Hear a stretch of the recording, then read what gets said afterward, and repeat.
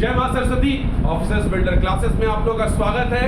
आज का क्लास बहुत ही शानदार क्लास है, क्योंकि आज की क्लास को पढ़ने के बाद आपको मॉडर्न हिस्ट्री के क्वेश्चंस आसानी से बनने लगेंगे। और आज का जो टॉपिक है वो बहुत ही इंपॉर्टेंट टॉपिक है, हर एग्जाम में पूछा जाता है, चाहे वो यूपीएससी हो, चाहे वो बीपीएससी हो, चाहे वो दरोगा हो, एसएससी हो, सीजीएल हो, रेलवे हो, किसी भी एग्जाम का सबसे महत्वपूर्ण टॉपिक है।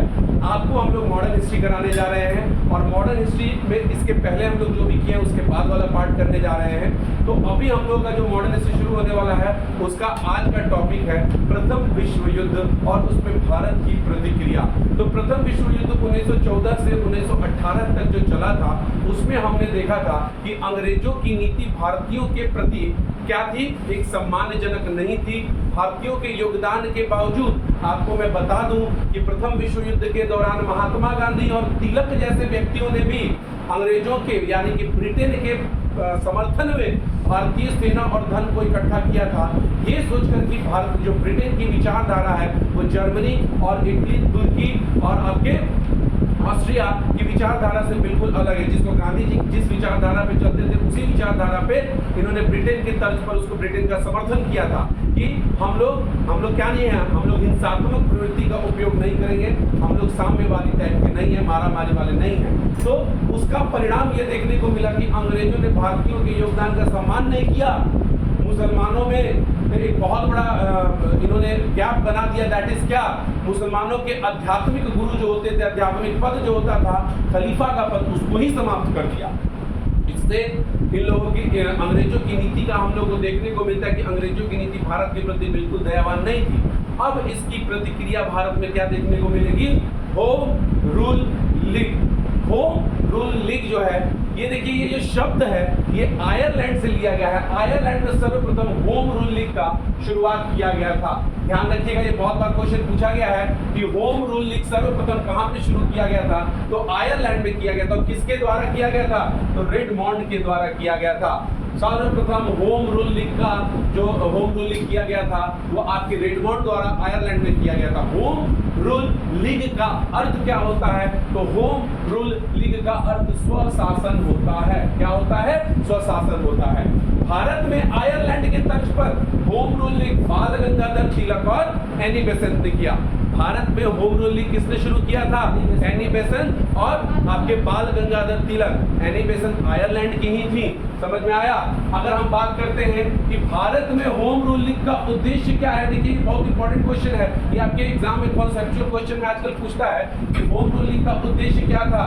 ध्यान रखिएगा, होम रूल लीग का यहाँ पे उद्देश्य था कि ब्रिटिश साम्राज्य के अधीन रहते हुए, ब्रिटिश साम्राज्य के अधीन रहते हुए संवैधानिक तरीके से स्वशासन की मांग करना। यानी कि हम ब्रिटिश साम्राज्य के अधीन हैं और लेकिन हम लोग मारामारी करके नहीं अपने स्वराज की मांग कर रहे हैं, स्वशासन की मांग कर रहे हैं, संवैधानिक तरीके से मांग कर रहे हैं, ब्रिटिश साम्राज्य के अधीन रहते हुए। समझ में आ रहा है कि नहीं आ रहा है। भारत में होम रूल लीग दो भागों में बांट दिया गया था। एक का नेतृत्व किसने किया था, बाल गंगाधर तिलक ने किया था, और दूसरे का नेतृत्व किसने किया था, एनी बेसेंट ने किया था। तो इस पार्ट में हम लोग बाल गंगाधर तिलक वाला देखेंगे और इसी के आगे हम लोग एनी बेसेंट वाला भी देखेंगे। तो बाल गंगाधर तिलक ने सर्वप्रथम, याद रखिएगा, बाल गंगाधर तिलक ने सर्वप्रथम होम रूल लीग शुरू किया था। कब किया था, तो 16 अप्रैल 1916 को किया था। आप देख सकते हैं सितंबर 1916 में एनी बेसेंट ने किया है, लेकिन बाल गंगाधर तिलक ने पहले ही 16 अप्रैल 1916 को कर दिया था। और बाल गंगाधर तिलक के होम रूल लीग का मुख्यालय कहाँ था, तो बेलगांव कर्नाटक में था। कहाँ था, बेलगांव कर्नाटक में था। अगर हम बात करते हैं कि बाल गंगाधर तिलक ने जो होम रूल लीग शुरू किया था उसका क्षेत्र कहां से कहां तक था, तो बहुत छोटा ही क्षेत्र था। जैसे कि महाराष्ट्र में पुणे और कर्नाटक में बेलगांव और बरार और थोड़ा सा मध्य प्रदेश का भी इसमें पार्ट था। ठीक है, तो इनका टोटल क्षेत्र पुणे था, बेलगांव था, बरार था, मध्य प्रदेश था। इनके अध्यक्ष कौन थे, जो बंगाल बाल गंगाधर तिलक द्वारा होम रूल लीग चलाया जा रहा था, उसके अध्यक्ष में उसकी अध्यक्षता कौन कर रही थी, कौन कर रहे थे, जोसेफ बैप्टिस्टा कर रहे थे। कौन कर रहा था, जोसेफ बैप्टिस्टा कर रहे थे। याद रखिएगा, होम रूल लीग इसको शुरू किसने किया था, महाराष्ट्र में बाल गंगाधर तिलक ने, लेकिन उसकी अध्यक्षता किसने संभाली थी, जोसेफ बैप्टिस्टा ने, और सचिव कौन था? एनसी केलकर थे। याद रखिए दोनों क्वेश्चन पूछा गया है। अगर हम बात करते हैं इसी समय आप लोगों ने एक नारा सुना होगा, स्वराज हमारा जन्मसिद्ध अधिकार है और हम इसे लेकर रहेंगे। इसी होम रूल लीग में बाल गंगाधर तिलक ने क्या किया था? इस नारे का प्रतिपादन किया था। देखिए इस होम रूल लीग को लोगों तक पहुंचाने के लिए बाल गंगाधर तिलक ने 2 पत्रिका निकाली थी। बहुत इंपॉर्टेंट पत्रिका है आपके एग्जाम में, बीपीएससी में तो रगड़ के पूछता है इसको। एक आपका पत्रिका था मराठा और दूसरा पत्रिका था केसरी। क्वेश्चन ये नहीं पूछता है, क्वेश्चन पूछता है कि मराठा किस भाषा में लिखा गया है, केसरी किस भाषा में लिखा गया है। तो मराठा अंग्रेजी भाषा में लिखा गया है और केसरी मराठी भाषा में लिखा गया है। याद रखिएगा इस आपके बंगाल बाल गंगाधर तिलक वाला होम रूल जो चल रहा था, इसमें अन्य सहयोगी कौन कौन थे? तो जमुना दास थे, द्वारका दास थे, इंदुलाल थे और जोसेफ तो थे ही, एनसी केलकर थे, बाल गंगाधर तिलक थे ही। अगर हम बात करते हैं कि बाल गंगाधर तिलक का होम रूल का उद्देश्य क्या था, तो वही वाला उद्देश्य था कि ब्रिटिश साम्राज्य के अधीन रहते हुए हमें क्या करना है? संवैधानिक तरीके से स्वराज की मांग करनी है, स्वशासन की मांग करनी है, ठीक है ना। अगर हम बात करते हैं बाल गंगाधर तिलक के बारे में पढ़ रहे हैं तो यहीं पे कुछ महत्वपूर्ण इनके तथ्यों को भी पढ़ लेते हैं। बाल गंगाधर तिलक को भारतीयों द्वारा क्या कहा गया है? लोकमान्य कहा गया है। अगर हम बात करते हैं एक इंडियन अनरेस्ट पुस्तक लिखा गया था, उसके रचयिता एक ब्रिटिशर थे जिनका नाम था वैलेंटाइन चिरोल। क्या नाम था? Valentine Chirol. इसी ने कहा था कि बाल गंगाधर तिलक क्या है? भारतीय अशांति के जनक हैं। याद रखिएगा ये भी क्वेश्चन आपके एग्जाम में पूछा गया है कि किसने कहा था कि बाल गंगाधर तिलक भारतीय शांति के जनक हैं? तो वैलेंटाइन चिरोल। और यही वैलेंटाइन चिरोल ने कौन से पुस्तक को लिखा था? इंडियन अनरेस्ट लिखा था।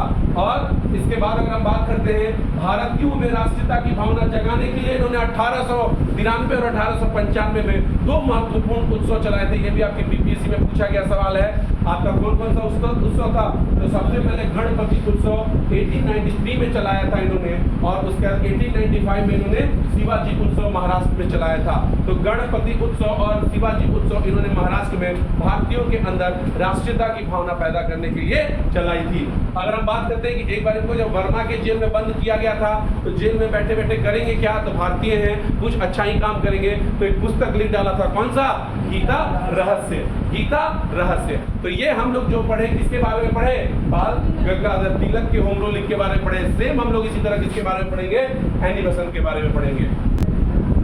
हम लोग अभी देखें कि बाल गंगाधर तिलक का होम रूल लीग का क्षेत्र क्या था, जितने भी इत्यादि चीजें थी। अब हम लोग देखने जा रहे हैं एनी बेसेंट के द्वारा होम रूल लीग का नेतृत्व किस प्रकार किया गया, कहाँ किया गया, इसके सचिव कौन थे, इन्होंने कौन सा पत्रिका निकाला और होम रूल लीग की सफलता क्या रही थी। तो देखिए एनी बेसेंट ने जो होम रूल लीग शुरू किया था, उन्होंने अपना मुख्यालय कहाँ बनाया था? अड्यार। अड्यार कहाँ है भैया? तो मद्रास में है भैया। और इसका सचिव कौन था? जॉर्ज अरुंडले था। कौन था? जॉर्ज अरुंडले। अन्य सहयोगी में कौन थे एनी बेसेंट के साथ? तो अन्य सहयोगी में बीटी वाडिया थे, सीपी रामास्वामी अय्यर थे और कुछ अन्य लोग थे, ठीक है ना। इनका क्षेत्र जो था एनी बेसेंट का क्षेत्र उनके तिलक के क्षेत्र से काफी बड़ा था। तिलक के क्षेत्र को छोड़ दिया जाए भारत में तो संपूर्ण क्षेत्र पर होम रूल लीग का नेतृत्व किसने किया था? अब ये एनी बेसेंट ने किया था। एनी बेसेंट ने होम रूल लीग के बारे में लोगों को बताने के लिए बहुत से पत्रिकाओं का प्रकाशन किया, लाइब्रेरी खोले, और इसमें सबसे महत्वपूर्ण जो दैनिक पत्रिका है, देखिए ये दिन प्रतिदिन चलने वाली पत्रिका थी न्यू इंडिया। कौन सा? New India. और साप्ताहिक पत्रिका, सप्ताह में एक दिन चलने वाली जो पत्रिका थी उसका नाम कॉमनवेल्थ। तो न्यू इंडिया और कॉमनवेल्थ आपके होम रूल लीग के दौरान एनी बेसेंट के द्वारा क्या किया गया था? शुरू किया गया था। हम बात करते हैं कि होम रूल लीग की सफलता का रीजन, सफलता क्या हुआ? तो होम रूल लीग में पहली बार अंग्रेजवाद शब्द डरा गया कि जा ये तो सब पूरे भारत का नेतृत्व करने लगा। लोग भारत को ये लोग इकट्ठा करने लगा और ये लोग को उत्तरदायी सरकार बहुत दिन से ये लोग का डिमांड था। तो मजबूरी में आके आपको देखने को मिलेगा कि अंग्रेजी सरकार को सर्वप्रथम उत्तरदायी सरकार बनाने पर बात करने पर मजबूर हो गया। और उसको कब कहा गया था? मॉन्टेग्यू चेम्सफोर्ड रिफॉर्म में कहा गया था कि ब्रिटेन सरकार अब उत्तरदायी सरकार होगी, यानी कि कुछ भी करेगी उसके लिए वो उत्तर देने के लिए तैयार रहेगी और प्रश्न सुनने के लिए तैयार रहेगी, ठीक है ना। और इसकी सबसे बड़ी सफलता क्या थी? लखनऊ समझौता। और लखनऊ समझौता में आपको पता है कि 1907 में हमने पढ़ा था कि सूरत क्या हो गया था? स्प्लिट। सूरत स्प्लिट में आपके गर्मपंथी और नरमपंथी में विचारधारा के कारण क्या हो गया था? टकराव के कारण दो गुटों में बंट गया था। पुनः यहाँ पे लगभग 1907 के बाद 1916 में काफी साल बाद पुनः ये नरमपंथी और गर्मपंथी एक साथ हुए थे और इसमें लखनऊ समझौता हुआ। और लखनऊ समझौता में पुनः हिंदू और मुस्लिम भी एक साथ आए थे और भारत में राष्ट्रीयता को लेकर क्या किया था? अपना नेतृत्व किया था। तो हिंदू मुस्लिम की एकता, नरमपंथी गर्मपंथी की एकता और उत्तरदायी सरकार, ये किसका परिणाम था? ये आपके होम रूलिंग का परिणाम था। और इस सफलता को देखते हुए भारत में पहली बार किसी महिला को अगर आईएनसी की अध्यक्षता मिली थी तो वो कौन था? एनी बेसेंट था। वो कौन थी? एनी बेसेंट थी। तो यहाँ पे आपका होम रूलिंग कंप्लीट हो रहा है। Thank you.